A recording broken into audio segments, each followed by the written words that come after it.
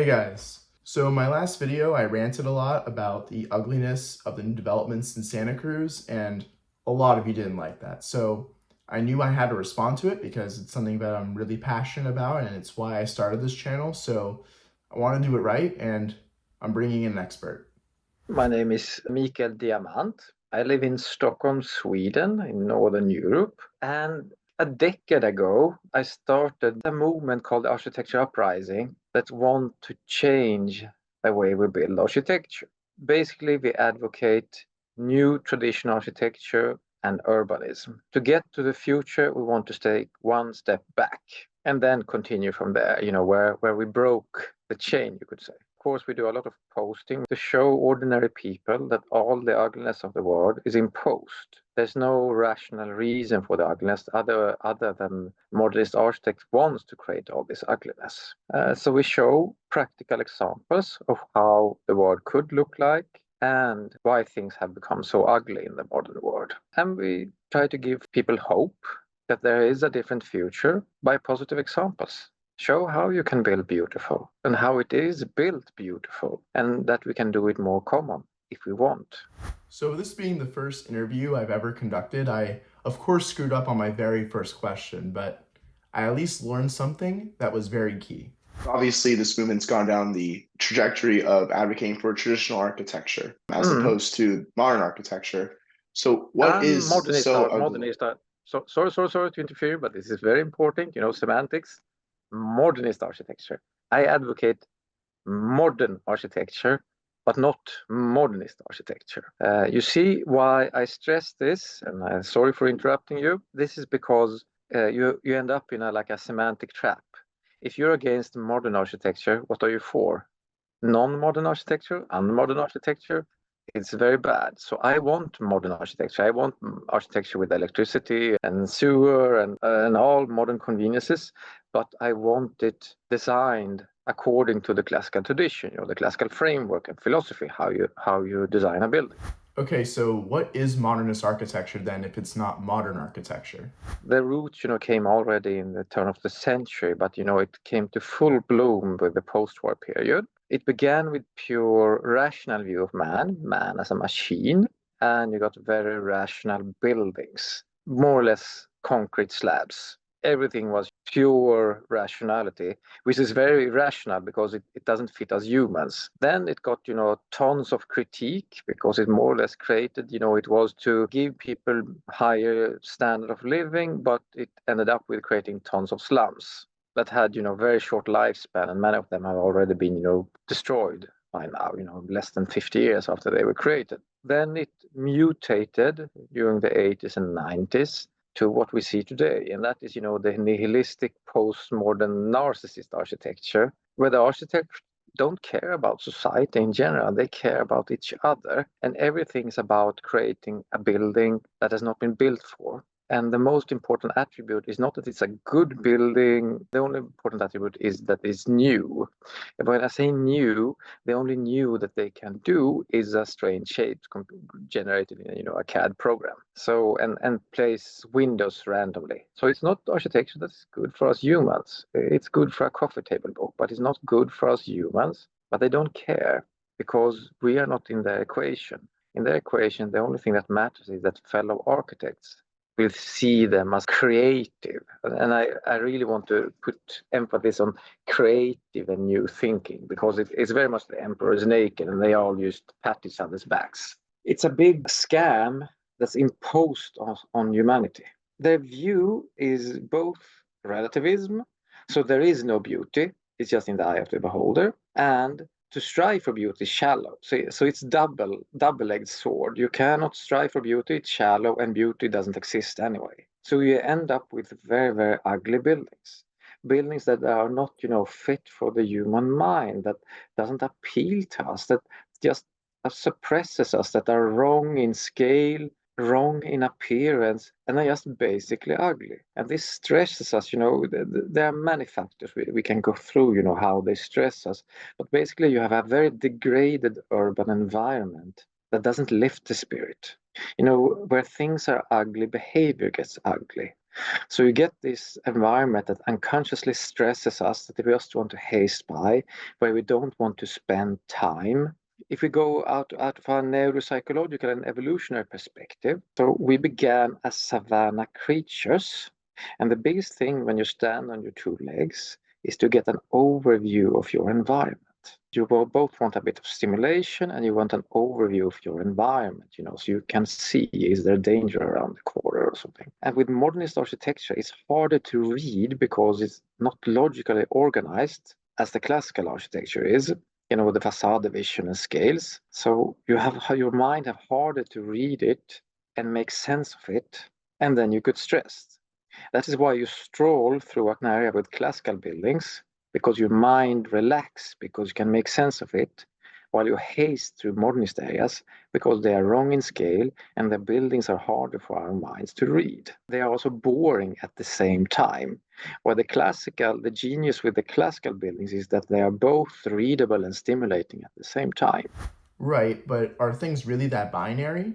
Can a modernist building be beautiful? Enough built buildings so randomly a modernist building can become beautiful, but in the ideology, as I mentioned, they don't strive for it. They see it as shallow. That's number one, and they see it as relative. So it will be very, very randomly if they create something beauty. It's like, of course, a broken clock is right 2 times per 24 hours. So that's the same thing with modernism. If you don't strive for something and you see it as relative, it will be very, very seldom that they create something beautiful. In the classical tradition, and when I say classical tradition, in our sense, we mean, the Greco-Roman tradition, but there are many classical traditions, and they are very similar in philosophical sense. If you have East Asian or South Asian or Islamic, you have the same thing, a strive for beauty and harmony. And if you strive for that and you have, thousands of years of experience, well, you will have ended up, with a way of creating that beauty. And every generation will create, a genius that can, push the tradition even more forward and refine the beauty even more. So that's why modernism cannot create beauty, because it don't strive for it. While the classical tradition, even a very humble and mediocre classical architect, his worst building will be very good because he has been taught a framework. And by just using this framework, he will create a reasonable, beautiful building. Then, of course, if he's a genius and he can create even more, the better he is, the better classical building that touch our senses. But the beauty of a classical building, the beauty of it is not in the ornaments, but the facade division and the part symmetries and the proportions. That is the key. And that key is taught to all classical architects. So I tell you, even the most mediocre classical architect, if he just follow the rule book, the worst building will be very good. It will be a very good bottom average, just because of this. You never see an ugly classical building. You see different kinds of beauty. You can see more refined beauty, but you never find an ugly one. Because if you just follow the framework, which a classical architect will do, you will end up with a good-looking building that will be, appealing for our mind and our senses. So a lot of you up to this point will actually agree, but object due to the urgency needed for the supposed housing crisis. And there were a lot of comments about this in my last video, basically saying that beauty has to be set aside because of the housing shortages and the urban decay, and that it's just so urgent and a disaster that things have to be done more cheaply and more efficiently. So let's see what he has to say about that. Well, the argument doesn't hold water for many reasons. First of all, there has always been a housing crisis. A housing crisis is nothing new in man's history. What is new is that we create new problems when we try to solve the old one. By building ugly modernism, create slums. And we have seen that through history. All the modernist suburbs that was created all around Europe and in North America, as soon as people had established themselves a bit, they moved out. So you get like negative selection in these areas. So you get a hyper concentration of very vulnerable households. So in turn, you get a condition that's unbearable, and then they have to demolish them. And I don't understand why, creating a dystopian setting is some kind of solution to anything. That is number one, out of ideological sense, you shouldn't build modernism. Regarding just practical, well, building classical today, you build it the same way as you build modernism. You build, prefabricated concrete models. So it's not more expensive to build classical. You can build it in the same way for the same prices. Of course, it's easier for developers to build a tower than to maybe build a quarter block, but they will still make a huge profit by building the quarter block. I'm not against the developers to make a huge profit, but they can make a huge profit in all ways of building, but we can build in a way so it's more long term. If you build a simple quarter block, if you make it good from the beginning, it can be upgraded for every generation. You cannot upgrade modernism. It will just need to be torn down in 50 years because it will be a slum. So that's my argument. It's not more expensive, and we create problems that are long term when we build these dystopian high rises that people scream after. And we don't need high rises to solve the housing crisis. We need a fine meshed grid and proper gentle density. We need housing that is for humans, not storage. Maximum 6 stories so that people are connected to the streets. Organize it in quarter blocks, and there you have it. You can just pump it out endlessly, and you will get a very good gentle density. And it would also be a more attractive density. I'm not against people living in villas, but the proportion that could live in apartments, I think, is much higher if you would make apartment living more attractive. Now the option seems to be you either live in a tower or you live in a villa. If you take in terms of my perspective of the United States, they often seem to talk about the missing middle, in urbanist talks in the US. But that's why you don't have a type that is attractive for families to live in. In general, in the Anglo world, it's not attractive for middle class to live in apartments, but it doesn't need to be that. In Europe, rich people live in apartments. They don't live in ugly tower blocks or something. They live in beautiful quarter block buildings that are maximum 6 stories high. And they live there with families because the buildings are organized around courtyards. So in the courtyard, you have greenery, you have your balcony towards the courtyard. So you have a community and a private green island. And on the outside, you have the city. So it's a different type of urbanism. He's proposing what's called courtyard urbanism here, as opposed to mid-rise and high-rise urbanism, which is what a lot of urbanists advocate for and what is being built all over the country right now. But the case for courtyard urbanism is so important to hear. The English brought many things good in their colonization, the rule of law, democracy, and so on, very, very good. But the English were very bad at urbanism. They are the worst at urbanism, unfortunately. If you would have been colonized by the French, you would have magnificent cities that you wouldn't have torn down, but you would have been much worse in everything else. It's a problem in the United States. You need a different type of urbanism that's not very common, and that's basically buildings organized around a courtyard. There you can achieve gentle density that's attractive for families, and it's much higher density than the townhouses or the single family villas, and it is attractive as mentioned for middle class. Basically, you don't need modernism and you don't need towers to solve the housing crisis. You need a fine meshed grid, you need gentle density that is attractive so that more people that otherwise would choose to live in a villa would live in an apartment. Not everyone, but many could. How do I know? Well, I see it here when I live in Europe. I see it in Germany, I see it in Sweden, in Stockholm, that living in the city is attractive. Cars are not forbidden, but you slow speed, and that you can retreat. You have the city on the outside, but you can retreat to your beautiful green courtyard. The fault in traditional American urbanism, and that is not courtyard organized. So you get massive building blocks with no greenery on the inside. You have parks, and that is very good. But you need something even closer, and that should be the courtyard. It has proven to be really, really future-proof. And because you lack traditional courtyard urbanism, it became less attractive for families who live in the city once they had that option to have some private greenery, in the suburb.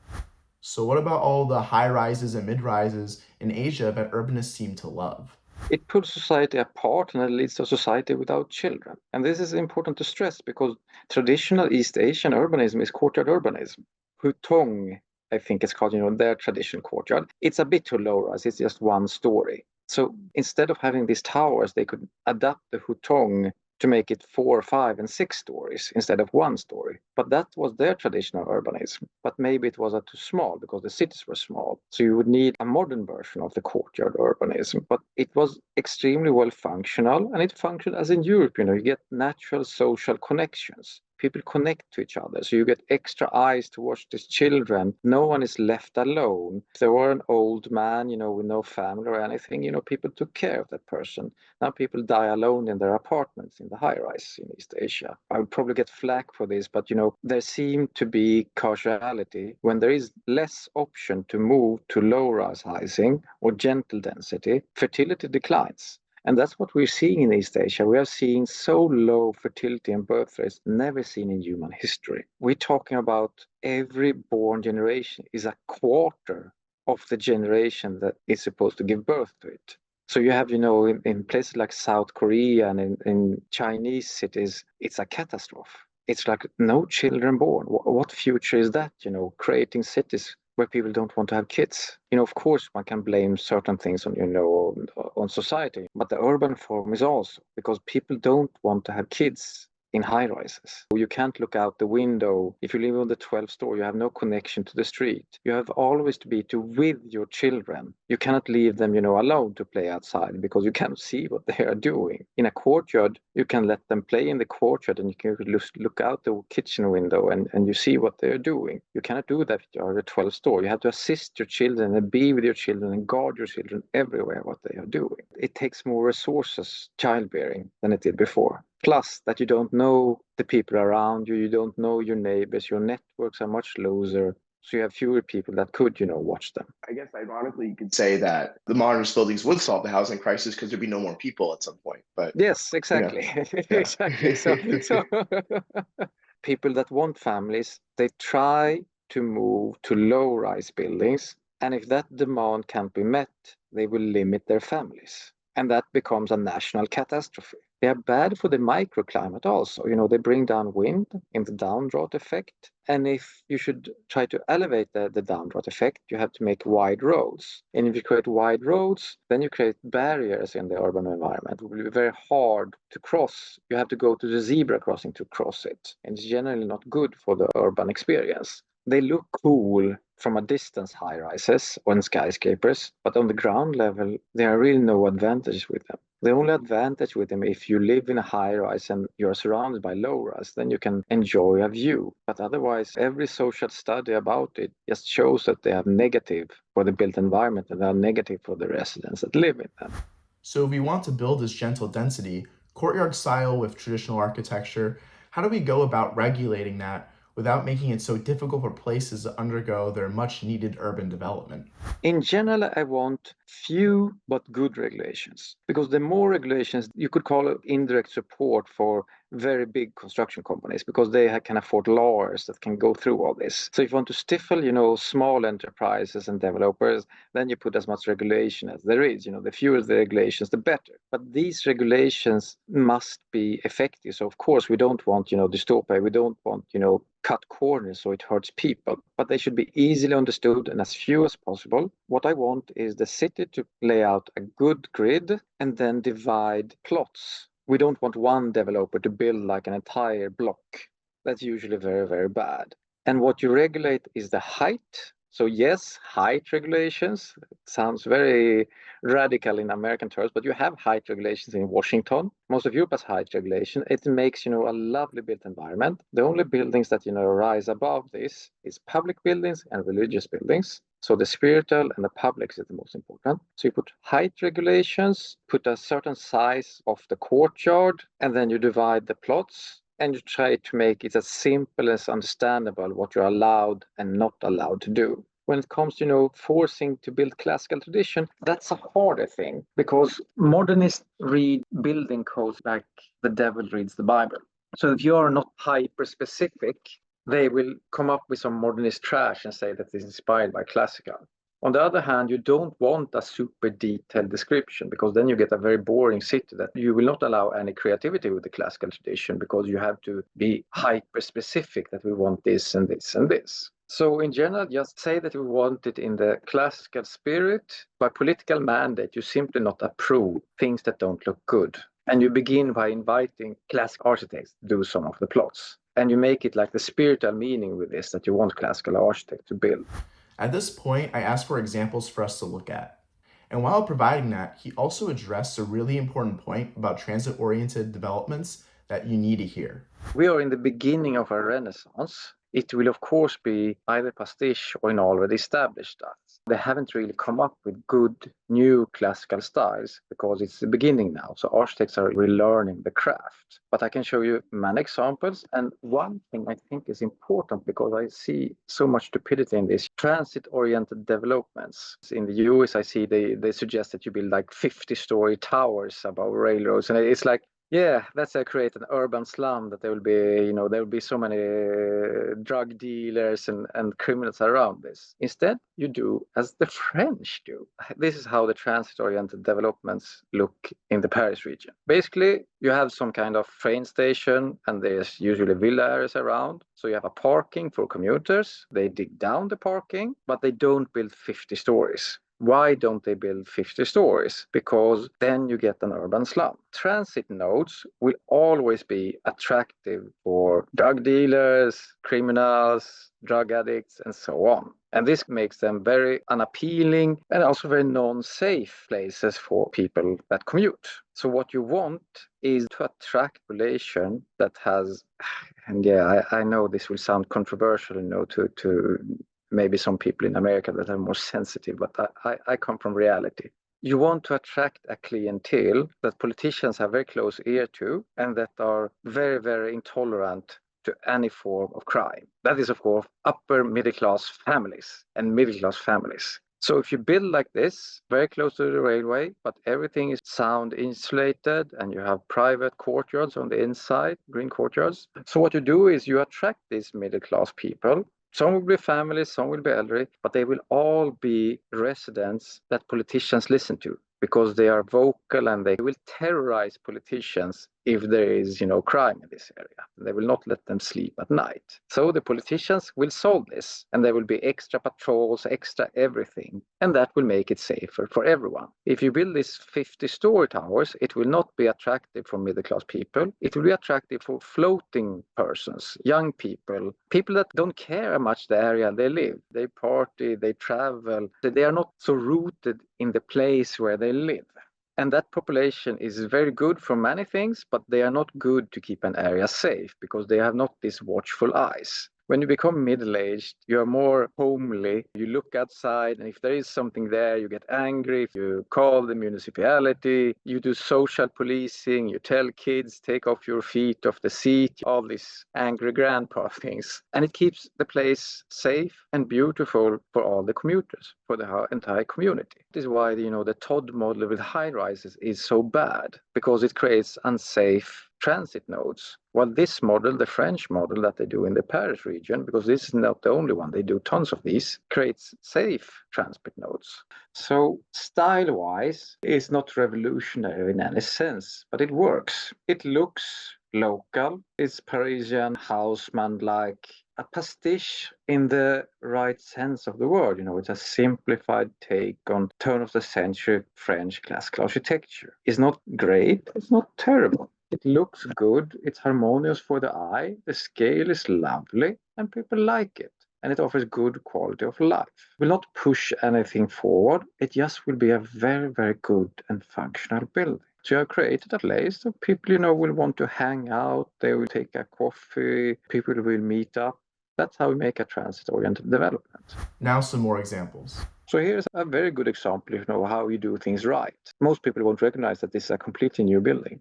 And they built a beautiful building on that empty plot. So there you had very good densification. If you build a really concrete slab, of course, it's cheaper. But, profit maximizing is not only by cutting costs, it's by adding value. And beauty is an added value that people are ready to pay more for. Of course, not everyone, but when it comes to middle class and upper middle class, everything else equal, they will pay more for living in a beautiful home than living in an ugly home. And you can build beautiful homes for poor people as well.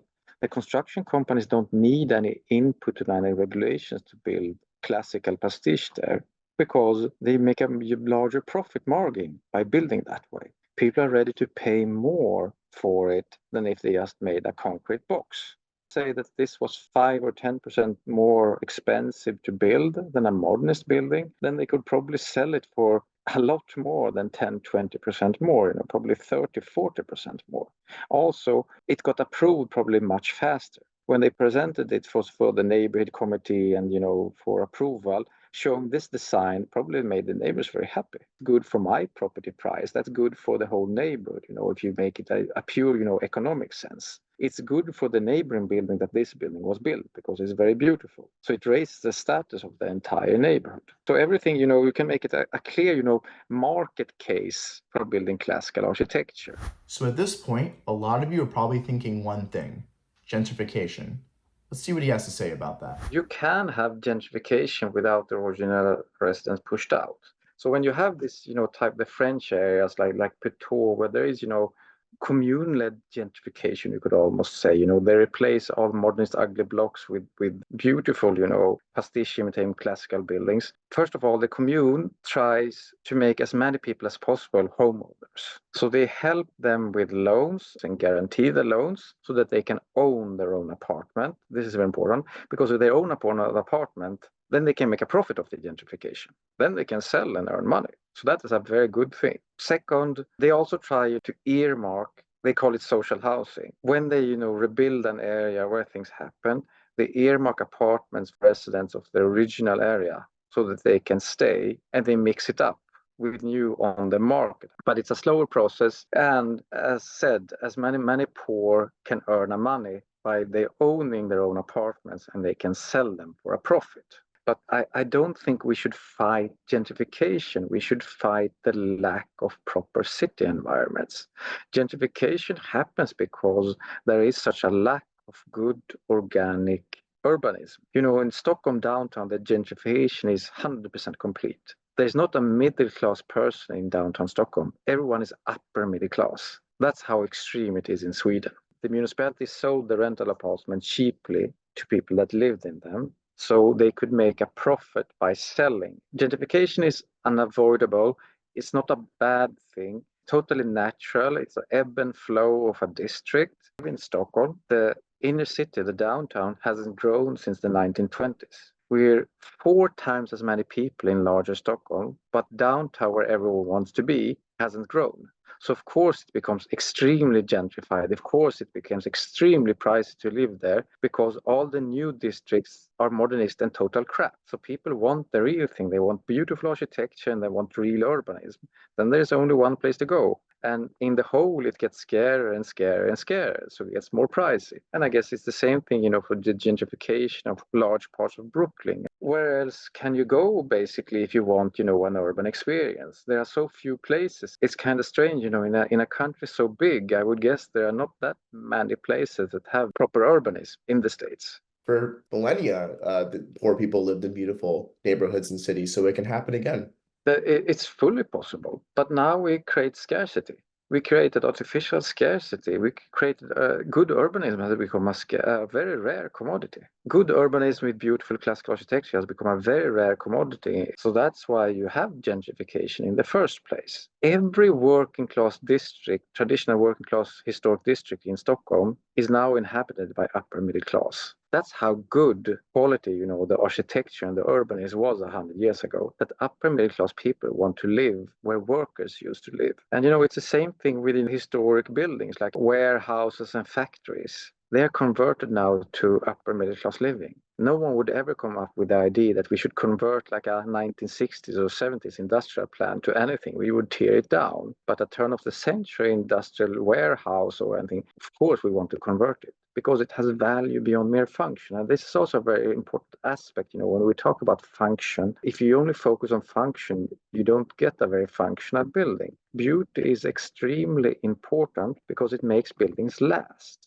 The most ecological building is, of course, one that we don't tear down. And what makes us not tear down buildings? That they have value beyond mere function, that they are beautiful, that they are, they are culture rich. Let's make people fight to preserve them. And we won't care that they tear down 1960s office. Or we won't care even that they tear down a 1980s or 1990s office block. It's not good for the environment, but no one will, you won't see anyone protest, oh, this ugly 90s, 80s office block, we want to tear down. No one will engage it. But if they want to tear down a beautiful turn of the century building, people will start fighting. Maybe they succeed. So the average lifespan of classical buildings will be much, much, much longer because people will fight to find new purpose for it. So in that sense, it will become a green building. Gas storage facilities here in Stockholm, they want to design a 100-year-old gas storage facility to an opera house. Have you heard how strange, that in the UK you have a very famous, Battersea power station, an Art Deco power station that now turned to a shopping mall. Would anyone, okay, we make this nuclear power plant from the 70s, we make it now a shopping mall? That wouldn't happen. So by enriching buildings with both beauty and cultural expression, we make them ecological, because every generation will fight to preserve that. We will not have this boom and busts. A district dies, and then it rebirths, and it dies and rebirths. It will be more stable urban environments that will serve everyone. Follow the regulations of the areas that are popular, and you probably get something equally popular. It's simple as that. You don't need to reinvent the wheel all the time. There is room for creativity and there is room for difference. But most important attribute of anything new is that it's good. Okay, guys, there you have it. I hope you learned a lot. I know I did. And just before I go, I need to, first of all, thank Mr. Diamant because he was being so kind and patient with me and was so generous of his time. When I reached out to him, I wasn't expecting a response, but within a week we had an interview set up and this whole experience has been amazing. So once again, thank you, Mr. Diamant. His links will all be down below. But I also have to thank you guys for watching my videos, subscribing, and being super active in the comments section. If it wasn't for that, this just doesn't happen. So thank you so much. And with that, I'll see you next time.